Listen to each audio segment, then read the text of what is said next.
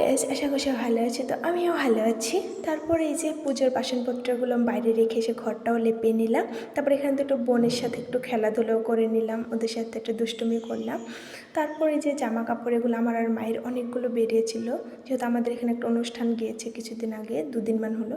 তো সেগুলো এখন আমি কেচে নিচ্ছি, যেহেতু আজকে তো একটা রোদ্দুর নেই, তাও ওই যে শুকোতে দিলাম। তো এদিকে দেখছো বোন এখানে উঠোনে দুষ্টুমি করছে, ওর স্নানের জলটা রেখে দিয়েছে, তো সেটা নিয়ে ও ওখানে স্নান করার জন্যই করছে।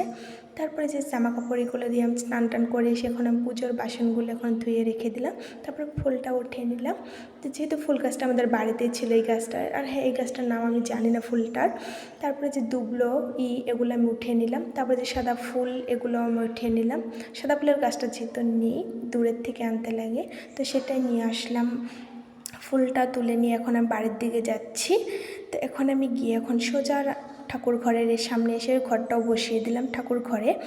তারপরে যে ঘরটা বসিয়ে দেওয়ার পর এখন ধান দুবলে এগুলো দিয়ে আমি ঘটের উপরেই করে দিচ্ছি। তো তারপরে যেদিকে দেখছো বোন এসে গিয়েছে দুষ্টুমি করার জন্য। তারপরে যে পাঁচালিটা পড়ছে আর ওখানে ভদ্র মেয়ের মধ্যে কী সুন্দর করে শুনছে দেখছো। তারপরে যে পাঁচালিটা পড়ে নিয়ে যে ঠাকুর ঘরটা আমি শেষে দেখিয়েও দিলাম তোমাদেরকে।